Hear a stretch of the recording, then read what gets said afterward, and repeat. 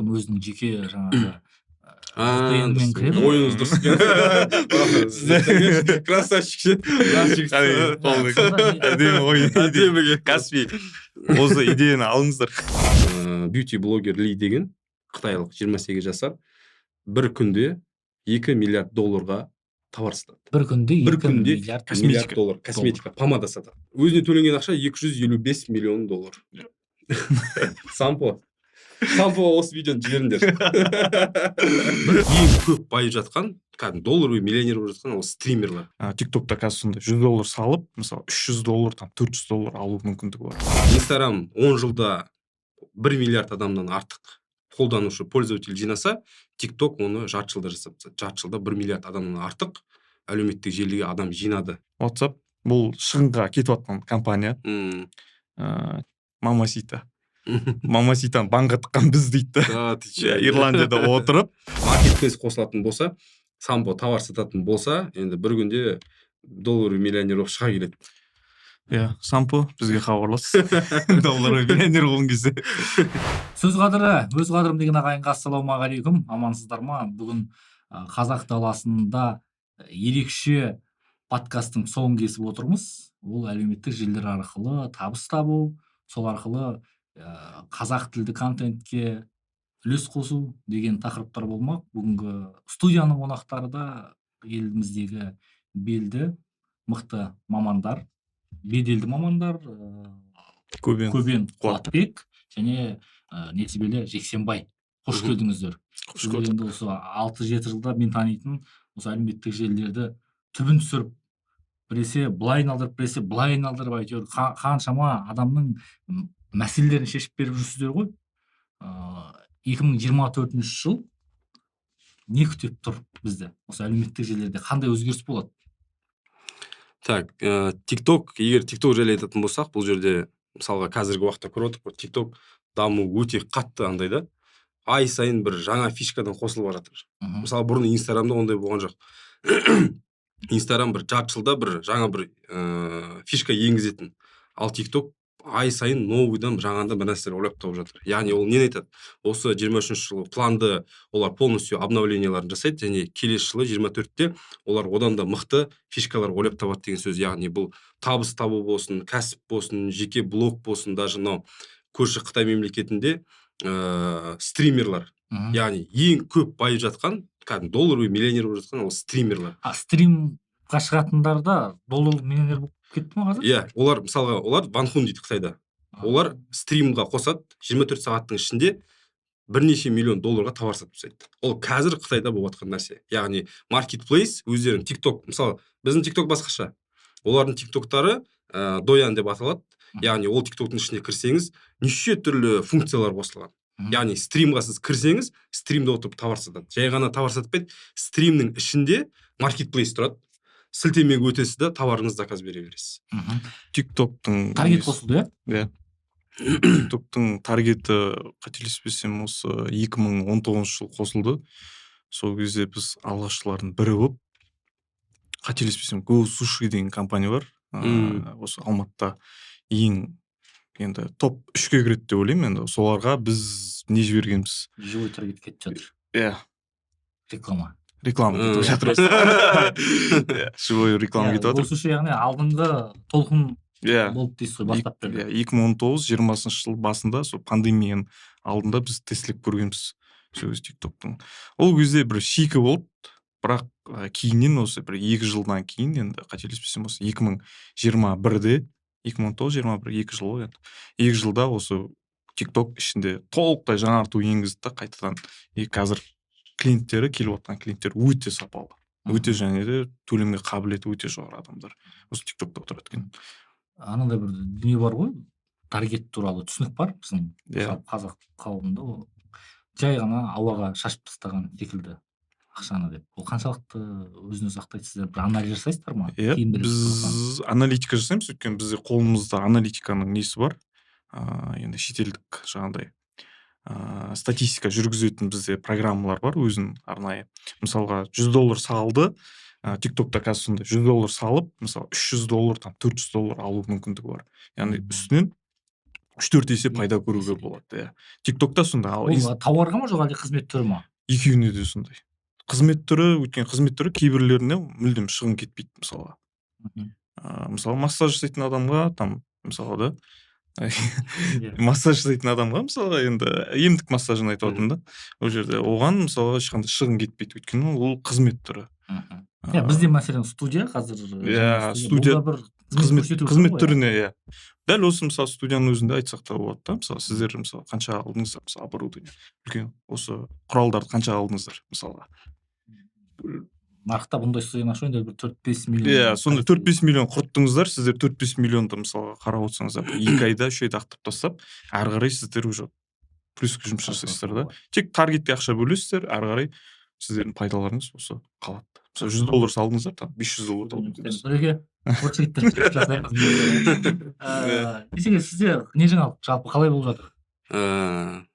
Өзімнің аккаунттарымды айтасыз ба әлде қалай? Жоқ, жалпы әлеуметтік желілердегі жаңалықтар. Негізі қазір мен білесіз бұрыннан бері Instagram әлеуметтік желіде жұмыс жасадым. Енді заман талабы барлығы TikTokқа ауысып жатыр. Бұрын біз қалай Instagram болған кезде ойладық, Instagramнан енді күшті нәрсе жоқ, болды. Бәріміз өмір бойы Instagramда отырамыз. Шегіне жеттік деп. Иә. Солай деп ойладық, бірақ TikTok сияқты олармен, яғни конкурент болатын әлеуметтік желі келеді деп ойламадық. Яғни TikTok келді. Бастапқысында әрине кішкентай балалардың видеосы болды, одан кейін уже үлкен взрослый аудитория еніп, былайша қазіргі уақытта адамдар Instagramнан отырғаннан көрі TikTokта көп отыратын болады. Және TikToктың даму динамикасы өте мықты. Мысалға, Instagram 10 жылда 1 миллиард адамнан артық қолданушы, пользователь жинаса, TikTok оны жарты жылда жасапты. Жарты жылда 1 миллиард адамнан артық әлеуметтік желіге адам жинады. Осы қанша қолданушысы бар? Егер Қытай әлемді есептейтін болсақ, 5 миллиардтан артық қолданушы TikTokта бар. Енді бұл чересчур өте рекордный результат. Қайталанып ашылған аккаунттар бар шығар енді. Жоқ, енді бір Қытайдың өзінде қанша миллиард адам. Жоқ, оларда мен қателеспесем, осы әлеуметтік желі статистика жүргізетін өз арнайы компаниялар бар. Америкада мен білемін, осы атын ұмытып қалып тұрмын, бірақ осы бүкіл фейк аккаунттардың барлығын алып тастайды. Олар тек тірі адамдардың аккаунттарын не қылады. Мысалы сізде санаққа қосады. Иә, менде мысалы өзімде бір 5 аккаунт бар шығар TikTokта, соны бір аккаунт есемде есептейді. Соны санаққа алады, содан шығарып отырған статистика деп ойлаймын. Енді в любом случае 5 миллиард болсын, 4,5 миллиард болсын, ол серьезный сумма. Сумма деп ғой, адам саны. Ал Инстаграмда, по-моему, 1,8 миллиард адам қазіргі уақытта. Фейсбукта 5 миллиард, WhatsAppта 5 миллиард. TikTok алға өсіп тұр дейсіздер ғой. Иә, өте андай динамичный развитие болды ғой. TikTok прям былайша айтқан кезде нарықты жарып жіберді. TikTok шыққан кезде YouTube'та шортс шықты, полноэкранный видео білесіз. Instagram'да Reels шықты. Ол нені айтады? Яғни Instagram, YouTube, TikTok'ты конкурент көрді да, қорықты да, андай видео, жаңағындай полноэкранный видео формат шығара бастады. Енді ол нәрсенің өзі көп нәрсені айтады да, былайша айтқанда. Мысалға, жаңағындай да, Қытайдың бұл TikTok, мысалы Қытай әлемдік держава ғой. Мысалы Ресейді қарасаңыздар, Telegram бар, мысалы Ресейдің өзінде. Білмеймін, Дуров қашып кетті деген бір әңгімелер бар. Дубай, неге именно Дубайға қашты деп ойлаймын да. Неге басқа мемлекет, неге қашпады? Неге ақшқа қашпады деймін да, мысалы Дубайға қашты мысалы. Бізге Артем Томский келді ғой. Да, вообще. Қазақстан азаматы. Индральдың есімі. Мықты. Иә, жаңағыдай Ресейде ең алғаш Mail.ru-дан басталды. Иә, Mail.ru бар, ВКонтакте бар, мысалы ВК. Одноклассники. VK деп айтылады. Одноклассники бар, ВК ғой енді өздеріңіз. Қазір мысалы Telegram бар Ресейдің. Мысалы ақш-та Facebook, Instagram, YouTube, мысалы мета деп жалпы мета деп айтылады. Google бар, тағы басқа да әлеуметтік желілер бар. Осының бәрі мысалы қарап отырсаңыздар, олар өздерінің жаңағы спецслужба деп айтады ғой енді, КМБ сияқты, сондай сияқты бұл барлау бір қызметінің бір құралды есептеуге болады. Ақпарат жинайды ғой. Иә, ақпарат жинайды мысалы әлемнен. Қытай мысалы әлемдік держава, TikTokқа мысалы осындай пәленбай миллиардтаған сумма жұмсайды екен осы жарнамаға. Сол TikTokты мен өзім көрем, жаңағы TikTokты жарнамалайтын площадкалар YouTubeға жарнамалайды екен, Facebooktың өзіне де жарнамалайды екен. TikTokта. Иә, TikTokта. Енді былай ғой, енді олар TikTokты жарнамалау үшін мемлекет белгілі бір деңгейде оған күш салды. Иә. Қаражат бөлді. Иә. Ал қазір сол ақтап жатыр ма? Енді тикток Ақтамаса точно істемейді. Ақтамаса ондай ақша бөлмейді. мен өзім не істегем, жаңағындай енді көремін ғой, оқимын ғой енді нелерді, жаңағы шетелдік, ресейліктерді оқимын, шетелдік жаңағы ақпараттық сайттар бар, сондай соларды оқимын. WhatsApp бұл шығынға кетіп жатқан компания. Телеграмды айтады, екінші орында Телеграмда ол да пайда тауып жатқан жоқ қатты. Мысалға тиктокта да соған да кіргізді. Бірақ Телеграм қосты ғой ақылы. Иә, ақылы қосты, бірақ енді осы ақтап жатыр деген ойым. Тикток енді ақтап жатыр деп ойлаймын. Өйткені андай ақшаны, көп ақша салды олар. Бұл сауал неге қойып отырмыз жігіттер, өйткені бұл енді идеологиялық тұрғыдан ғой. Әр мемлекет жаңа өзінің ақпарат көзін жинау үшін әлеуметтік желілерін ашып жатыр. Неге басқа елдер осы бағытқа қарай қозғалмайды, жүрмейді деген секілді. Біз айтамыз ғой, Google-да жұмыс істейтін қазақтың жас ғалымдары бар. Иә. Жаңағы IT саласында мықты беделді мамандар бар. Енді сол секілді осы мен TikTok-тың ішінде де жұмыс істеп жатыр деп ойлаймын қазақтың жігіттері. Иә, ол жақта бар. Осы TikTok-тан бөлек мен Instagram-ның осы жұмыс жасап кеткен бір қыз таныстым. Жеке таныстым. Осы Шымкенттің қызы екен. Осы жақында бір неге барғанбыз, бір компанияны оқытып қайтқанбыз. Сол жерде атын айтпақ қой деп айтқан, өйткені олар қол қойған екен. Конфиденциальность па? Иә. Шекарада қызмет еткендер қол қояды ғой, дәл сондай сияқты оларды қол қойған екен да. Осындай айтып, біз сол ішінде жұмыс жасаған екен, контент модератор болып жұмыс жасаған екен да. Бүкіл жаңағындай аккаунттарды көреді. Мысалға жаңағындай өзі де айтып қалды, мысалға Мамаситаны банға тыққан біз дейді да. Ирландияда отырып, жаңағындай сондай банға тықтық дейді да. Осындай нарушение прав жасады ғой. Иә, ішінде енді біз білмейтін, мысалы Америкамен біздің мысалы менталитет сәйкес келмейді да. Мысалы біз өзіміздің баламызды, інілерімізді піштірілген мысалы фотосын салып қоямыз. Жаңағындай бізге ол норма. Иә, норма болып не қылады да. Ал Америкада детский порнография деп қабылдайды екен да. Уже детский насилие деп қабылдайды да, сосын банға тығады. Вот сондай нәрселерді мысалы бізде учить етпейді да. Одан басқа қандай ерекшеліктерін айтып жатыр Инстаграм туралы? Сауалға қалай енді ол елге қайту ойында бар ма екен? Елде жүр осы. Елде жүр. Удаленно жұмыс істей беретін шығар? Білмедім ол жағын. Бірақ сол компанияда өзі жаңағы консультация беріп, жаңағындай сөйтіп жүреді. Енді мен ойлаймын, ВК-мен де сөйлестім кезінде 2016-15 жылы хит болып жатқан кезде осындай контент модераторлар бар. Олар үйінде отырып, кәдімгідей жағдайын жасап берген. Кәдімгідей осындай жағдайын жасап, енді удаленно деп айтылады, орысша айтқан кезде, мысалы, сырттан жұмыс жасай береді. Жалпы әлеуметтік желі ашып, оны жүргізу, жолға қою қаншалықты қиын. Енді біз тақырыпты ауыр болып бастап жатырмыз, қазір жаймен жеңілдейміз ғой, көрермендерге де осы ақпараттандыру болсын деп жатырмыз да. Дұрыс. Жаңа TikTok жайлы айтып жатсыз ба, әлеуметтік желіні ашу деген? Жоқ, өйткені мынандай қауіп бар ғой. Менің өзім естейтінім, енді бұл факт-чек жасалмаған ақпарат көзі. Болашақта әлеуметтік желілерді Қазақстанда жауып тастауы мүмкін деген секілді. Мәселен, YouTube болсын, жаңағы ВКонтакте болсын, Телеграм болсын, Қытай шекарасынан әрі өтсеңіз, жұмыс істемейді дейді. Жұмыс істемейді. Сол секілді Өзбекстанда да сондай. Жергілікті бір цензура бар. Осындай цензура болашақта Қазақстан жеріне де келіп қалу қаупі бар деп, сондықтан әлеуметтік желілерге көңіл бөлмейтін мықты компаниялар да болуы мүмкін ғой. Сондай жағдайда біз Қазақстанның өзінің әлеуметтік желісін жасап шығара аламыз ба? Негізі әрине ол просто былай ғой, әлеуметтік желі шығару үлкен ақша. Мысалға, бір TikTok-тың өзі сол ашылған жылы ең ақша көп құйылған стартап болып есептелді. Яғни ойлаңызшы, сіз 100 видео саласыз. Бір видеоның салмағы 200-300 мегабайт. Енді миллиардтаған адам, миллиардтаған телефон, соны 300-400-ге көбейтіңіз. Қаншама память ол. Ол үлкен ақшаны талап етеді. Яғни әрине кәсіпкерлер болатын болса, үлкен ақша салады. Енді бірақ біздің елімізде ол нәрсені менің ойымша кәсіпкерлер пока түсінбейді. Олар біздің елімізде кәсіпкерлер алып сатумен былайша отыр. Ал бірақ үлкен IT салада бір прорыв жасау, пока мен ойлаймын, олар ол нәрсені ойлап жатқан жоқ шығар деп. Каспий қандай да бір прорыв жасаған жоқ па жалпы IT салада? Енді Каспий былай маркетплейс жағынан, ыңғайлы жағынан біздің енді аудиторияның жалпы ойлау деңгейіне сай мысалы жасап берді да. Мысалы біз Каспий мысалға Ресейде өтпеуі мүмкін еді. Егер ашатын болса да, Каспий өзін. Өйткені Ресейде ол жақта енді білесіздер, өте жаңағыдай үлкен институттар бар, зерттейтін, не қылатын. Ол жақта енді шыны керек, жаңағыдай интернет сауаттылық деп айтады ғой енді. Ресейде кішкене басымдылық та біздің Қазақстаннан гөрі. Иә, дамыған адамдары, нелері.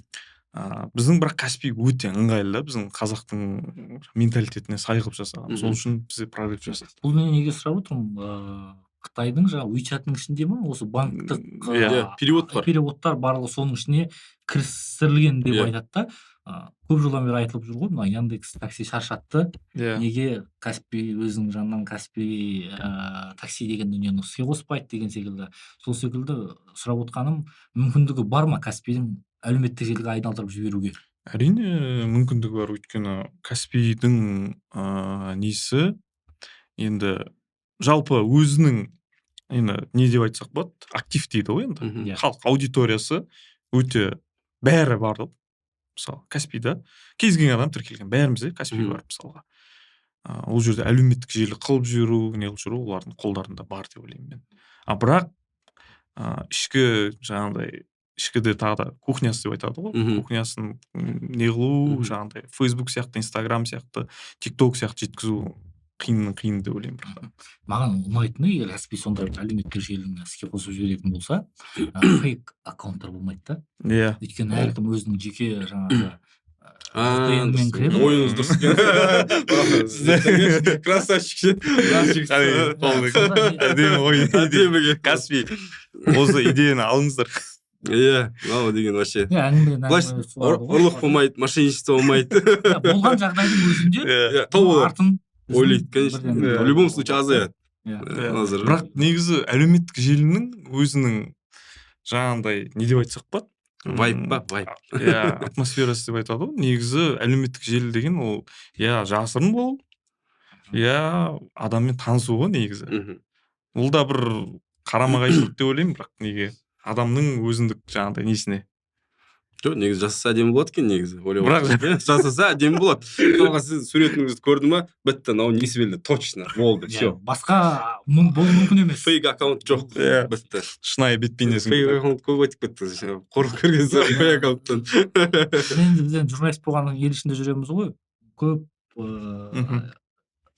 елдердің айтатыны алданып қалдым дегендердің барлығы жаңағы түбін таба алмай қалады ғой. Әлеуметтік желі болып келеді. Ол да дұрыс. Енді ол видите, мысалға қаншама әлем бойынша әлеуметтік желі бар. Сол әлеуметтік желінің үстіне қарайтын бөлек нелер болады, компаниялар болады. Мысалға там Америкада көбісі компаниялар, например, жаңағыдай правилаларды әлеуметтік желіге салуға болмайтын контентті қадағалап отырады. Яғни басқаша контент кетіп жатыр ма, олар уже заң қабылдайды. Олардың үстінен қарайтын бөлек нелер бар. Бірақ дегенмен жаңағыдай әртүрлі неше түрлі IP адрестермен жасырынып отырып, ондай мүмкіндік болып тұр енді былайша айтқан кезде. Сондықтан жаңағыдай келеңсіз жағдайлар сол себепті болып жатыр деп ойлаймын. Бірақ енді Біріккен ұлттар ұйымында болған соң енді мемлекет аралығында қарым-қатынас ашық болғаннан кейін әлеуметтік желі міндетті түрде жұмыс жасайды.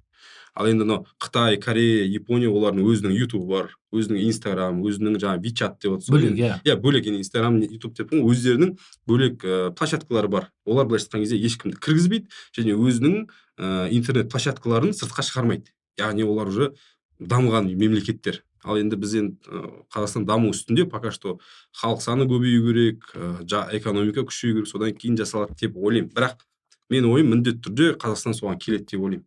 Өйткені дамыған мемлекеттердің барлығын қарасаңыз, өздерінің әлеуметтік желілері бар. Америка болсын, Европа болсын. Мысалы, Европада да біраз әлеуметтік желі шықты. Ресейдің өзінде қанша 4-5 әлеуметтік желісі бар, Одноклассник, Mail.ru, ВКонтакте, Telegram, төртеу мысалға. Енді біз білетін. Одан басқа көп қой енді. ICQ бар, ICQ бар, иә. Япи деген шықты еще. Япи бар. Типа TikTok сияқты. Юла дегенде. Иә. Көп қой, неше біз білмейтін әлеуметтік желілер көп былайша айтқан кезде. Қазақстанда бізде мысалға кейс айтайын. Skype-ты білесіздер ғой, пайдаланыңыздар ғой баяғыда. Skype. Соны қателеспесем, Латвия, немесе Эстония, осы Балтық мемлекеттер бар, Балтия. Сол жақта Прибалтика деп айтады ғой. Сол жақта мемлекетте бір программисттер ойлап тапқан соны. Мысалға қарап отырсаңыздар, Балтық мемлекеттерінің Википедияны ашып қарасаңыздар, әрі кетсе бір Түркістан облысының бір адам саны адам саны сондай да, сол жерден шығарып, мысалы әлемдік деңгейде мысалы скайпты бәрі қолдан, соңында Microsoft сатып алды, Microsoft өлтірді скайпты. Айтпақшы, Қазақстанда жаңағы скайп деген шығады, қазақстандық әлеуметтік желі болған. Ол по скачиванию скайптан озып кетті. Социальный сеть Ванти деген Мадияр деген жігіт ашқан. Буквально бір ай бұрын біз кездескенбіз Мадиярмен. Қазір енді проект дайындап жатыр. Енді жаңағы айта кететін нәрсе, әлеуметтік желі сондай. Социальная сеть желаний. Даже қызық таймста рекламировать етті. Олар, по-моему, 500 мың адам жинады да, сосын сервер көтере алмай қалды. Сондай нәрсе болды, по-моему. Шығарды негізі. Актуальдылығы қандай еді оның? Актуальность социальная сеть желаний. Мысалға сіз барасыз да, мен балыққа барамын дейсіз. Кім ертең балыққа барады дейсіз. Алматы қаласы бойынша балыққа баратын адамдар шығады. Как индрайвер сияқты.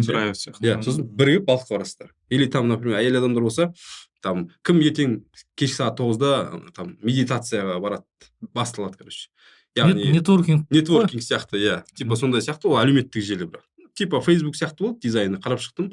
Негізі идеясы өте керемет. Бір қуантатын нәрсе, қазақтың баласы, қазақтың жігіті ойлап тапты соны, жасады. Бізде сосын инвесторларға құлақтарына алтын сырға осындай таланттарды бақылап отыратын бір скаутты жұмысқа алсаңыздар. Бізде таланттар өте көп. Жаңағыда осы әлеуметтік желі, осы программирование дейді, соның барлығы, мен талай таныстарым бар, талай жаңағыдай енді форумдарда оқып қалам, нелерде оқып қалам, қай жақтысың, қазақсың ба, деп бүйтіп сөйлесеміз, қайда не жатсың, мен Қытайдамын, мен Франциядамын, мен Германия, мен өзім інім бар, қазір Германияға кетіп бара жатырмын мысалға. IT саласы бойынша өте жаңағыдай таланты бар. Енді айтады ғой, жаңа не дейді, 2000 жылдан бермен қарай бір ұрпақты айтады ғой. Альфа, Z поколение. Z поколение деп айтады ғой. Дәл сол ненің ұрпақтың бір несі ғой. Былайша айтқанда бір талантты жігіттен айырылып жатырмыз дейсіз ғой.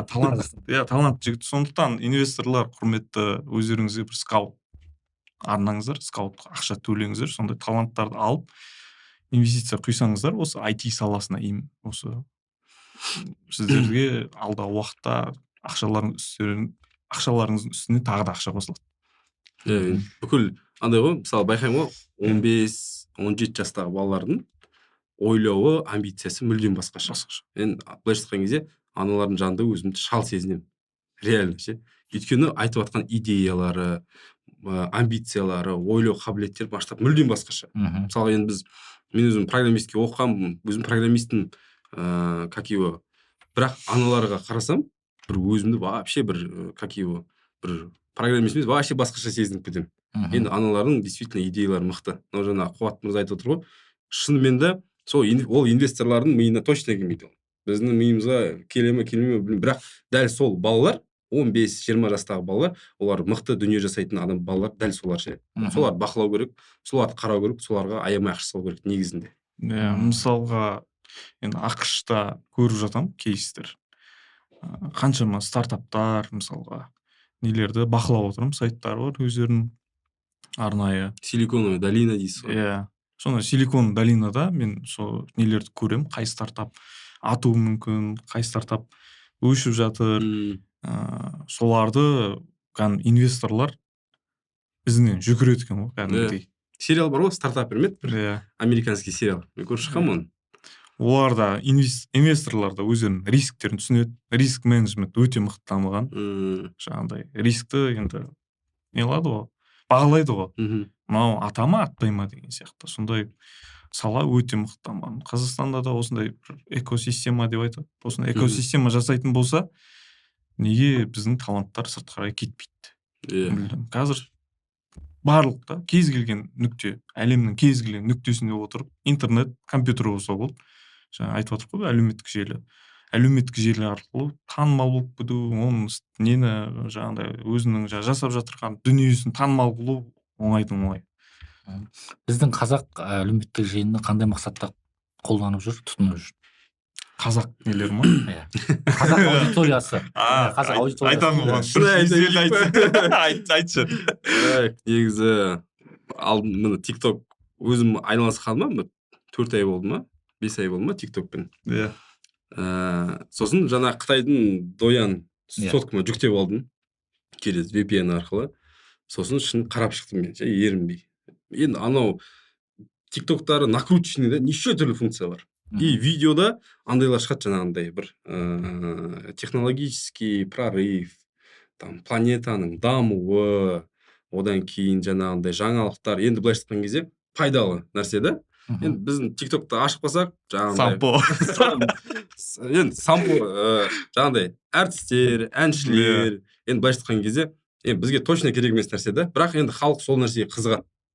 Яғни халық сол нәрсені көреді, нетеді, бірақ сол не пайда алып жатыр? Енді ешқандай пайда жоқ қой вот именно. Мысалға тиктокқа кіреді, ол жақта қытайлардың бәрі сауда жасайды. Қытайда Мен жаңа сөзіңіз аузыңызда Дояңның несін көрдім. Алматыға Қытайдан осы тиктокта Дояңды үйрететін бір бойжеткен келді. Соның қасында отырдым да сұрақтар қоя бастадым.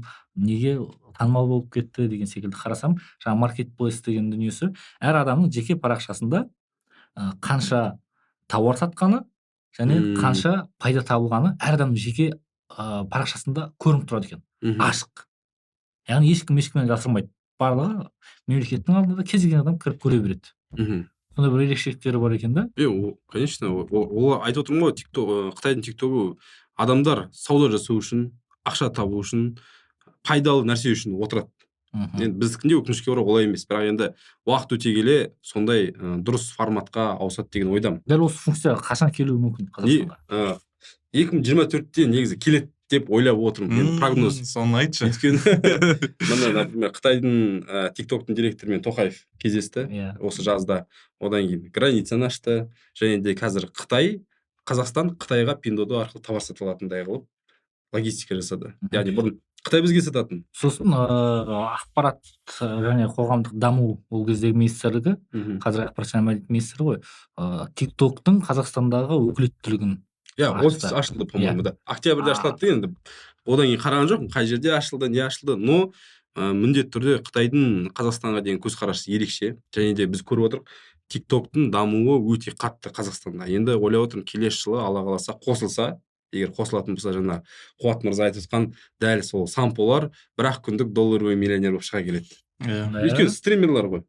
Қазір мысалы, стрим арқылы жаңа айтып тұрмын ғой, 2023 жылы. Сонда аудиториясы бар адамдарға көп сұраныс болады. Смотрите, аудиториясы бар адамдар бөлек, бұрыннан бері аты бар адам бөлек нәрсе. Мысалға, тез подписчик жинауы мүмкін, бірақ халық сенбеуі мүмкін, мысалға. Ал жаңағы сампо, например, бір отырған кезде 50 мың ба, 100 мың адам отырады ана жерде сампоны қарап. Ал енді маркетплейс қосылатын болса, сампо товар сататын болса, енді бір күнде долларовый миллионер болып шыға келеді. сампо бізге хабарлас. Долларовый миллионер болған кезде. Негізі жаңағы осы 2023-тің рекорды бьюти блогер Ли деген қытайлық 28 жасар бір күнде 2 миллиард долларға товар сатады. Бір күнде 2 миллиард доллар косметика, помада сатады. Оборот. Полностью продажаның несі 24 сағатта. Мен бір жерде 24 дейді, бір жерде 17 сағат. Қанша болды? Өзіне төленген ақша 255 миллион доллар. Сампо осы видеоны жіберіңдер.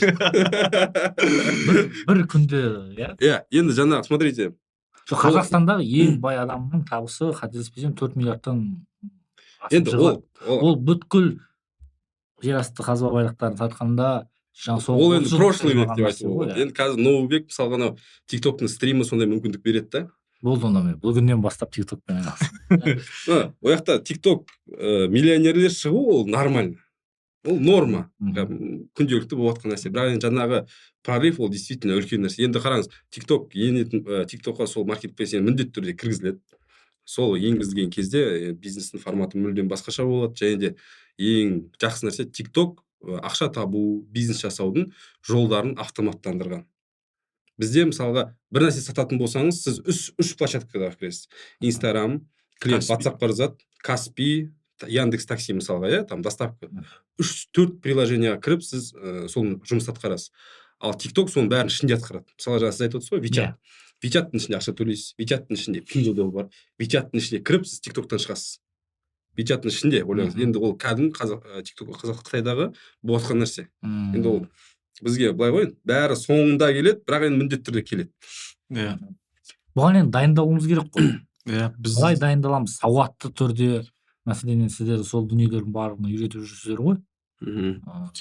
Кішкентай болса да өзімізді айта кетейікші. негізі дайындықпен жаңалықтарды оқып отыру керек. Мен ең бір нем өзім айтады да, сен қайдан аласың білімді дейді да. Осындай білімдер қай жақтан келесің дейді. Мен барам, өзім Яндексім бар, Яндекс деген браузер, реклама кетіп жатыр тағы да. Яндекс ақша Біз TikTokқа реклама жасап жатырмыз. Яндекске кіремін мен, енді ішінде өткен аудармашысы бар, қытайша. Енді қытайша білмеймін біз енді. Шетел браузерларға кіресіз. Тікелей аударады ғой. Тікелей аударып береді да, соны оқимын. Мысалы қытайша ма, қытайша, кейде ағылшынша түсінбейтін кездер болады. Сол кезде ютубтан қосам, жаңағыдай несін басып қоямын. Қазақшаға, орысша түсінбейтін адамдар қазақшаға да аударып береді қазір Яндекс мысалы браузер. Сол жерден қараймын, соны аударып береді толықтай. Сосын жаңағыдай жаңалықтарды оқып, мен өзімнің кәсібіме, енді кәсіп дегенде менде қызмет қой, енді таргет жарнамаға мен енгізіп отырамын, өзім каналыма да жазып отырамын, осы жаңалықтармен бөлісіп отырамын, сол арқылы мен білімдерді алып отырамын. Жаңа сіздің айтқаныңызда не дайындық керек деген кезде бірінші жаңалықтарды оқып отыру керек. Жаңалықтарды алып, өздеріңіздің жаңа кәсіптеріңізге немесе енді бастайын деп жатсаңыз, тіптен қазір жақсы да, 2024 нөлден бастауға Анау болады. бір сөз бар ғой, тасты тесетін судың екпіні емес, тамшының тұрақтылығы деген секілді. Мен дайындық дегенде контентті дайындап күнде салып отыру керек па деген секілді сондай дүние да. Есебелін мырза Ол андай ғой, әрине TikToktың ішінде фишка, функция көп. Енді ақша табу бағыты әртүрлі. Товар сатасың ба, услуга сатасың ба, реклама сатасың ба, там любой нәрсе. Бірақ барлығына айналып келгенде подписчик керек та. Подписчик жинасаң, көп жинасаң, соғұрлым былайша айтқан кезде жақсы ақша табасың. Ал енді жаңа неден бастаймыз, қай жағынан деп жатсың, в общем, самый главный подписчик жинаңыздар, болды. Одан кейін өзі трафик бар жерде, яғни подписчик, аудитория бар жерге өзі жаңа функционалдар, жаңа бір енгізулер өздері айналып келеді да, сізден реклама сұрайды, яғни рекламный интеграция. Подписчикті қалай жинаймыз деген. Подписчикті курсқа жазыласыздар деймін ба? Курсты рекламировать. Жарнама болып кетті. Курс бар ма жалпы подписчиктауға? Негізі, менде өзімде курсым бар. Сол жақта адамдарға подписчик жинауды үйретеміз. Подписчик, просмотр, контент. Қанша подписчик норма деп есептеледі TikTokта? Қазақстан, енді былай ғой, әр мемлекеттік әртүрлі. Иә, біз Қазақстан. Қытайдан бастайықшы. Қытай қызық, өте қызық. Қытайда 10 миллион подписчигің болса, сен блогерсің. 5 миллион подписчигің болса, сен блогер емессің. Сен жай там біздің Қазақстанның 5000 подписчигі бар адам сияқты. Қызығушылығымен айналысып жүрген деген секілді. Иә, бір кішкентай бір, енді ол жақта жүздеген миллион, енді миллиард адам, жүздеген миллион подписчигі бар блогерлар бар да. Енді біздің блогерлар миллион подписчик болса, вау дейміз да, оларда 5 миллион дегеннің өзі так себе. 10 миллион болса, уже нормально. Вау емес, уже нормально. 100 миллион болса, керемет. Қанша TikTokта ең көп подписчик бар? Так, по-моему, Хаби Лейм 150 миллион подписчик. Қазақстандық бір қыз бар еді ғой? Хамичок па, Алина Ким ғой. Иә. 54 па миллион подписчигі бар. 54 миллион. Ол кісі алдында, я қарадым, 54 па, 55 па, сондай, короче. Инстаграмда Рональдо. Криштиану. Ең бірінші бірақ Инстаграмның өзінде, екінші Криштиану да. Инстаграм өзінде қателеспесем, білмеймін, қараған жоқпын, бірақ содан жоғары. Инстаграмның өзінде. Екеуі алмасып отырмай ма? Мен бір көргенімде Криштиану секілді болған. Криштиану ма? 500 миллион, 550 болған шығар даже. Құдай біледі. Ал TikTokта? Енді мен білуімше Хаби. Жаңағы европалық азамат бүйтіп қолымен көрсетеді ғой. Дәл сол кісі 170 миллион ба, сондай подписчигі бар. Енді ютубта мистер Бист 210 бір нәрсе миллион подписчигі бар. Ойлаңыз, 200 миллион подписчик. Криштианода 615 миллион. 615 миллион. Инстаграм өзінде 644 миллион. Жоқ, TikTokта көріп жатсыз ба оның қанша екенін? Жоқ, TikTokты көре алмаймын мен, оны сіздер мамансыздар. TikTokта Криштиану отырмайтын шығар. Кетші отырмай ма не? Көре салайықшы кәні. Одан да бөлек қызық статистикалар былай қарап 615 миллион деген адам Қанша қазақстан екен оның ішінде? Криштиану, жоқ, Криштиану емес. есептеп көру керек осы жерге. Иә.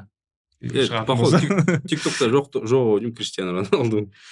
Что-то синий галочкасымен аккаунт жоқ шығып қойды. 615 деген 30 2 ақш қой. 32 ақш па? Неше Қазақстан? 32 Қазақстан екен азаматтарының саны. Бізде қазір 20 миллион ғой. Иә. 200 миллионның 10, 400, 600, 600 миллион. 31 қазақстандық адамдар Аудиториясы. аудиториясы. Сол негізі айтып атады ғой. Жаңағыдай форумдарды, нелерді осында болжайтындар бар ғой, енді аналитиктер деп айтады енді. Солардың айтуы бойынша 2030-ға таман кімде жаңағыдай ғой, аудитория бар, как не сияқты ғой, пайдалы қазба сияқты ғой. Мысалы біздің Қазақстанда мынандай баррель мұнай шығады, күнде мынандай қорында мынандай миллион тонна мұнай бар деп айтады ғой. Дәл сондай сияқты әлеуметтік желіде кімде подписчик көп, кімде жазушы көп, сол мұнай есебінде саналады ғой. Журналист болғасын сұрақтарының көбі идеологиялық астары бар болады да, мәні болады. Инстаграмда қазір Криштианоның мысалымен айта берейік, 615 миллион оқырманы бар. Ал осы Криштианоның құқықтары қаншалықты сақталған? Ертең Инстаграмды басқарып отырған белгілі бір топ, жаңағы Мамайстанның парақшасын жауып тастады дедіңіз ғой. Сол секілді Криштианоның Инстаграмның арасында келіспеушілік болған кезде Инстаграмын жауып тастай салмай ма? Жауып тастайды. Ойламайды. Тәуелдісің сен бәрібір де. Сен мысалға қай мемлекетте өмір сүресің, сол мемлекеттің заңы бағынасың. Тура әлеуметтік желі Инстаграмның өзінің заңы бар. Бағынсаң, айтпақшы жаңағындай осы мәселе бойынша 2022-де Украинамен қақтығыс болды ғой, Ресей басталған кезде. Сол кезде Инстаграм, Мета компаниясы ресми түрде рұқсат берген. Орыстардың, жаңағыдай Ресейдің шабуылдарын, өлтіріп жатырған видеоларын бұғаттамауға. Сондай несі бар. Ал Израиль жамандасаң, бұғаттап тастайды бірден. Сондай бір несі бар да. Цукерберг еврей ғой. Идеологиялық тұрғыдан сол пайдаланылып кетеді аудитория. Идеологиялық қуанып. Немесе Криштианоға айтуы мүмкін да, жаңа мәселе. Жоқ, айтпайды. Украина мен Ресейдің соғысы деп алайықшы, мысал ретінде айтып жатырмын.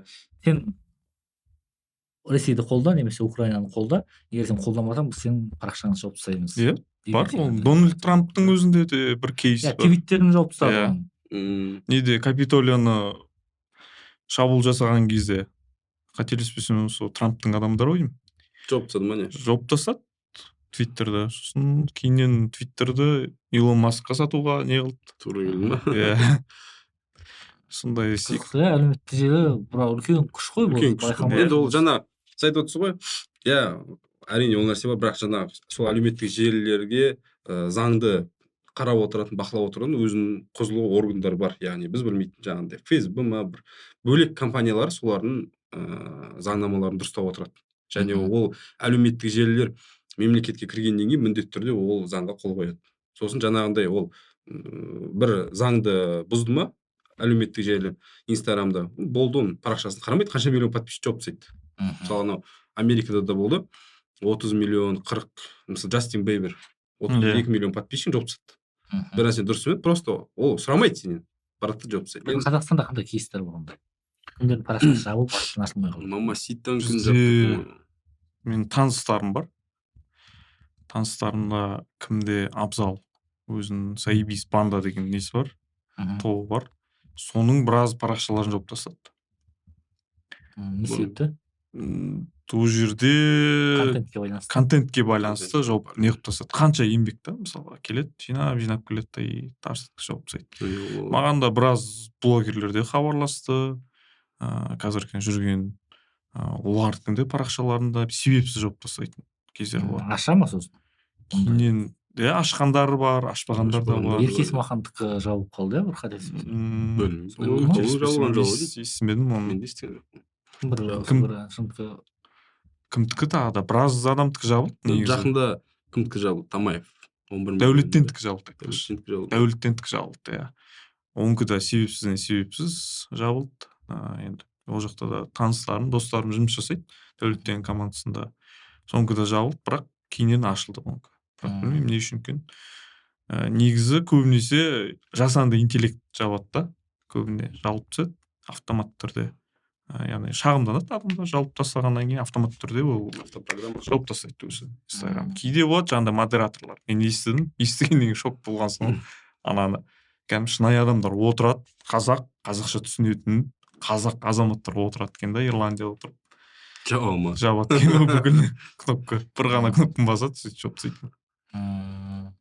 Мен бес TikTok аккаунты блокқа кетті ғой мен. Біріншісі 470 мың, 150 мың, 75, 54 и соңғысы 12 мың подписчик. Қазақтар бар ол жақта жұмыс жасайды. Сөйтіп жауып тастады да, сонымен енді қайта жинай беруде шаршайсың ғой. TikToктың заңын аштым, оқып шықтым, не болады, не болмайды. Одан кейін енді қазір жапқан жоқ, нормально. 3-4 парақша жұмыс жасап тұр. Қазір біреуінде 550 мың подписчик, 2 парақша 100 мың подписчик, тағы бір парақша 20 мың ба, сонда жақында аштым, дамытып отырмын онда. Парақшаны дамытып жүйелі осылай жұмыс істеп тұру үшін ережеге қаншалықты мықты болу керек? Ережеге 100% мықты болу керек қой. Ол заңды бұзуға болмайды. Мысалға, Инстаграмда сіз бір нәрсені бұзсаңыз, сізге жай нарушение болып келеді, предупреждение. TikTokта бұзсаң, предупреждение келмейді, сразу барады, ойланбай жауап береді. Басын шауып тастайды. Мен даже техподдержкаға жаздым, ответ жоқ. Сосын уже бір заңды бұзбай, сөйтіп жұмыс жасау керек болады. Бірақ андай болады, мелкий нарушение жасайсың, саған тиіспейді, TikTokта предупреждение тұрады, оны қайталамайсың да, жұмыс жасай бересің, ол предупреждение уақыт келгеннен кейін кетеді. Алгоритмдері қандай? Күніне айтып жатыр ғой, 3 видео салу керек, 2 видео салу керек. 3 видео, мен ойлаймын, ол просто былай ғой, видео қызық болу керек, сала беру керек ше. Ол андай жоқ, сен бүгін 3 видео салдың, ертең 2 видео салдың, одан кейін 3-ші күні сен видеоң лайкқа шықпайды деген нәрсе жоқ. Шынайы, реально видеоның контент қызық па, миллион просмотрға стоит па, онда просмотр жиналады. TikToктың бұның алгоритмі мықты дамыған. Бізде Инстаграммен салыстырамын ғой, былай. Инстаграмда өзінің плюстері бар, бірақ негізі TikToктың жаңағыдай рекке шығу, масқара. Біреуді жұлдыз қылып жіберу, әп-сәтте ол. Маған TikTok ұнамайтын тұсы. Ректен еще түрлі өзіңе қызық емес нәрселерді шыға береді да, ананы ше. Сізге былай ғой, біраз отыру керек. Сосын TikTok түсіну керек, сіз не адамсыз, қандай контентке қызығасыз, содан кейін контент бере бастайды. Енді сіз енді кірген соң сізге тестировать етеді әртүрлі нәрсені. Қайсына лайк басасың, соған қарай контент бере бастайды. Мүлдем лайк баспасаң? Білмеймін, тауып алады ғой по-любому. TikToктың алгоритмі мықты. TikToктың бір несі, мысалы, орнатады ғой адам. Мысалы, TikTok өзінің несін орнатады. Ол бүкіл Google'дан қандай запрос іздеді, YouTube'дан не қарады.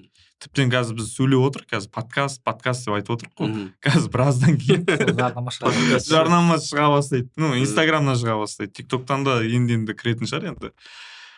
Подкаст осындай студиялар. Өте қызық тақырып негізі. Бұл тақырыптан тоқтамай таң құра беруге болады. Қазір енді менің есептеуім бойынша 1 сағатқа жуық уақыт болып қалған сияқты. Бір түйіндеп жіберсек, бұны жалғасын әлі түсіреміз ғой. Алла қаласа. Мен өзім бір керемет дайындалып келгім келіп тұр ше, мына жерде қазір сіздермен сөз таластырып, жоқ, дұрыс емес, мынау білім қандай деген секілді. Интернет сауаттылық туралы сұрақ қойғым келіп тұр.